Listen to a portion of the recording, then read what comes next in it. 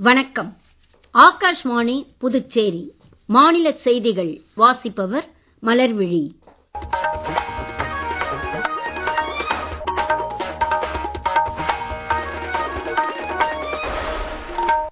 தலைப்புச் செய்திகள்.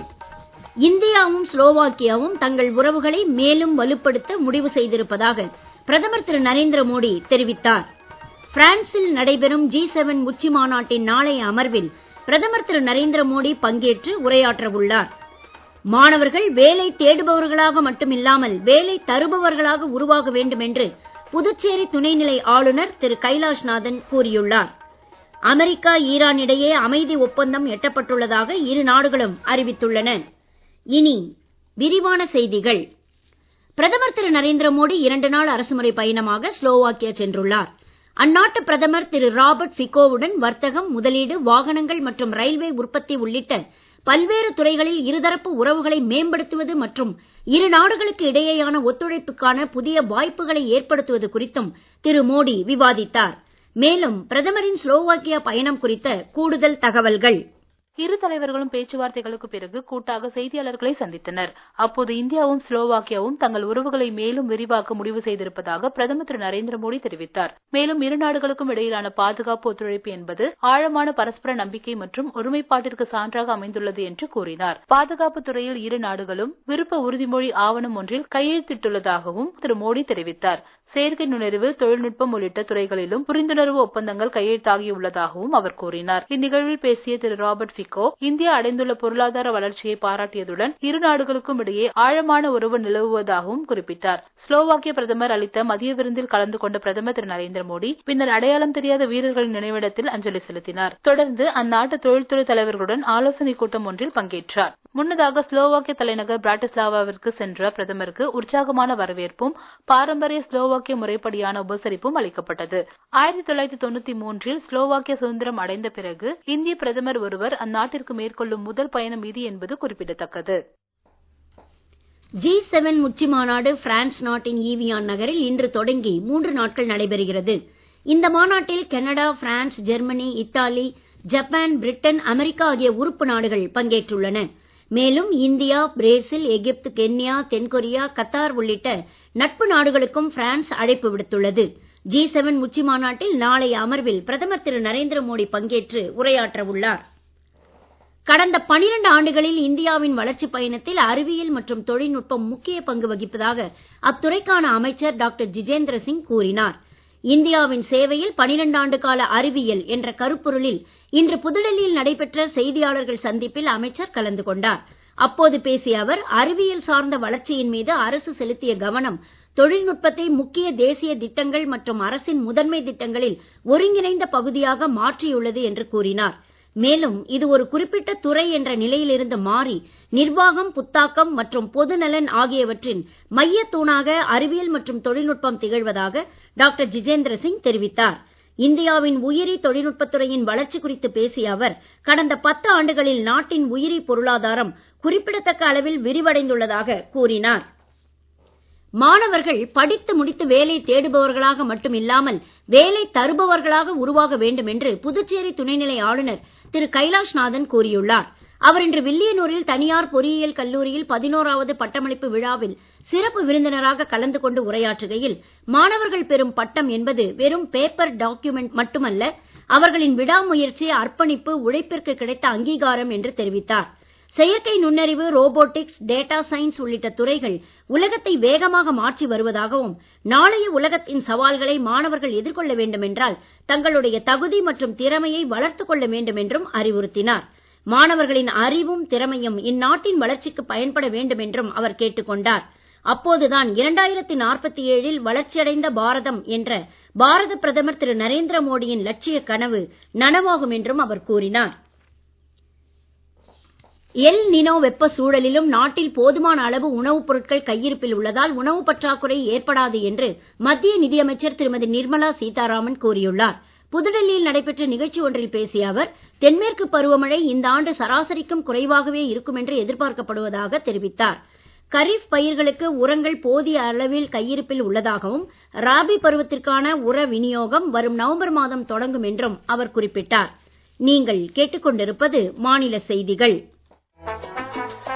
ஆகாஷ்வாணி செய்திகளை நேயர்கள் உடனுக்குடன் தெரிந்து கொள்ள எமது புதுச்சேரி மண்டல செய்தி பிரிவின் சமூக ஊடகங்களான @airnews புதுவை என்ற எக்ஸ் பக்கத்தையும், all India radio news Puducherry என்ற Facebook பக்கத்தையும், @RNU புதுச்சேரி என்ற யூடியூப் சேனலையும் அணுகலாம். செய்திகள் தொடர்கின்றன. 12வது சர்வதேச யோகா தின கொண்டாட்டங்கள் வரும் 21ஆம் தேதி கொல்கத்தாவில் நடைபெறும் என்று மத்திய ஆயுஷ் அமைச்சர் திரு பிரதாப் ராவ் ஜாதவ் கூறியுள்ளார். ஆரோக்கியமான முதுமைக்கு யோகா என்ற கருப்பொருளில் இந்த ஆண்டு யோகா தினம் கொண்டாடப்படுவதாகவும் அவர் தெரிவித்தார். புதுடெல்லியில் சர்வதேச யோகா தின முன்னேற்பாடுகள் குறித்து செய்தியாளர்களிடம் பேசிய அவர், நலமான, சுறுசுறுப்பான, தற்சார்பு மற்றும் உற்சாகமான மனநிலையுடன் மக்கள் செயலாற்ற யோகா உதவுவதாக கூறினார். பிரதமர் திரு நரேந்திர மோடி தலைமையில் உலகளாவிய மாபெரும் இயக்கமாக யோகா முன்னெடுத்து செல்லப்படுவதாக கூறிய அவர், உலகின் பல்வேறு பகுதிகளில் உள்ளவர்கள் யோகக் கலையை தங்களின் வாழ்க்கையின் அங்கமாகவே ஏற்றுக்கொண்டுள்ளதாக குறிப்பிட்டார். நாடு முழுவதும் 2500க்கும் மேற்பட்ட இடங்களில் யோகா இயக்கங்கள் மூலம் இந்த கொண்டாட்டங்கள் நடைபெற உள்ளதாகவும் திரு ஜாதவ் கூறினார். அமெரிக்கா ஈரான் இடையே அமைதி ஒப்பந்தம் எட்டப்பட்டுள்ளதாக இரு நாடுகளும் அறிவித்துள்ளன. இதைத் தொடர்ந்து கடந்த சில மாதங்களாக நடைபெற்று வந்த மேற்காசிய போர் முடிவுக்கு வந்துள்ளது. இது குறித்த கூடுதல் தகவல்கள்.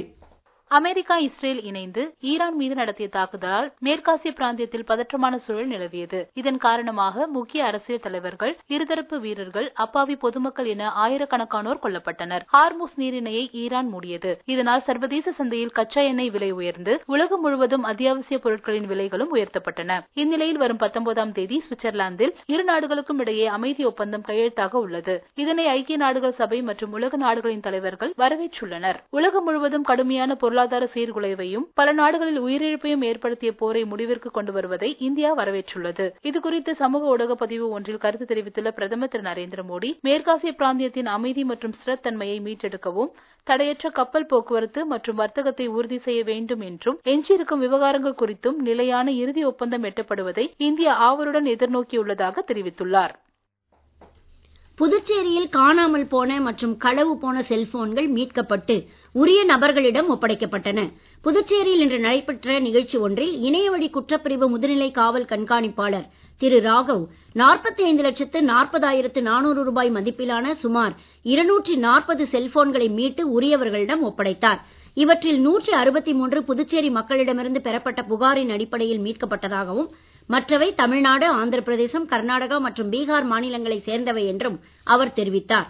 செல்போன்கள் வயது, தொழில் என எந்த வேறுபாடும் இல்லாமல் அனைவருக்கும் அவசிய தேவையாகியுள்ள இந்த காலகட்டத்தில் பொதுமக்களின் போன்கள் தொலைந்து போனாலோ அல்லது திருடு போனாலோ உடனடியாக அருகிலுள்ள காவல் நிலையத்தில் அல்லது இணையவழி குற்றப்பிரிவு காவல் நிலையத்திலோ புகார் அளிக்க வேண்டும் என்றும் 1930 என்ற தொலைபேசி எண்ணில் அல்லது www.cybercrime.gov.in என்ற இணையதள முகவரியிலும் புகார் அளிக்கலாம் என்றும் அவர் அறிவுறுத்தினார். ஆதி திராவிடர் மற்றும் பழங்குடியினத்தைச் சேர்ந்த 12ஆம் வகுப்பு அல்லது பட்டப்படிப்பு முடித்த மாணவர்களுக்கு போட்டித் தேர்வுகளுக்கான பயிற்சி வகுப்புகள் நடைபெற உள்ளது. வரும் ஜூலை 1ஆம் தேதி தொடங்க உள்ள இந்த வகுப்புகளில் கணினி மென்பொருள், கணினி செயற்கை நுண்ணறிவு மற்றும் அரசு போட்டித் தேர்வுக்கான NCVT சான்றிதழ்களுடன் கூடிய ஓராண்டு கால பயிற்சி வகுப்பில் சேர விரும்பும் 12ஆம் வகுப்பு மற்றும் பட்டப்படிப்பு முடித்த மாணவர்கள் விண்ணப்பிக்கலாம் என்று புதுச்சேரி துணை பிராந்திய வேலைவாய்ப்பு அதிகாரி வெளியிட்டுள்ள செய்திக்குறிப்பில் தெரிவிக்கப்பட்டுள்ளது. பயிற்சி காலத்தின் போது மாதந்தோறும் 1000 ரூபாய் ஊக்கத்தொகை மற்றும் இலவச போட்டித் தேர்வு பயிற்சி புத்தகங்கள், எழுது பொருட்கள் வழங்கப்படும் என்றும் தெரிவிக்கப்பட்டுள்ளது. இப்பயிற்சிக்கு வரும் 22ஆம் தேதி வரை விண்ணப்பிக்கலாம் என்றும், மேலும் விவரங்களுக்கு 041322000115 8870073622 மற்றும் 9629342446 என்ற தொலைபேசி எண்களில் தொடர்பு கொள்ளலாம் என்றும் அறிவிக்கப்பட்டுள்ளது. மீண்டும் தலைப்புச் செய்திகள். இந்தியாவும் ஸ்லோவாக்கியாவும் தங்கள் உறவுகளை மேலும் வலுப்படுத்த முடிவு செய்திருப்பதாக பிரதமர் திரு நரேந்திர மோடி தெரிவித்தார். பிரான்சில் நடைபெறும் G7 உச்சி மாநாட்டின் நாளைய அமர்வில் பிரதமர் திரு நரேந்திர மோடி பங்கேற்று உரையாற்ற உள்ளார். மாணவர்கள் வேலை தேடுபவர்களாக மட்டுமில்லாமல் வேலை தருபவர்களாக உருவாக வேண்டும் என்று புதுச்சேரி துணைநிலை ஆளுநர் திரு கைலாஷ்நாதன் கூறியுள்ளார். அமெரிக்கா ஈரான் இடையே அமைதி ஒப்பந்தம் எட்டப்பட்டுள்ளதாக இரு நாடுகளும் அறிவித்துள்ளன. இத்துடன் இந்த செய்தி அறிக்கை நிறைவு பெறுகிறது. வணக்கம்.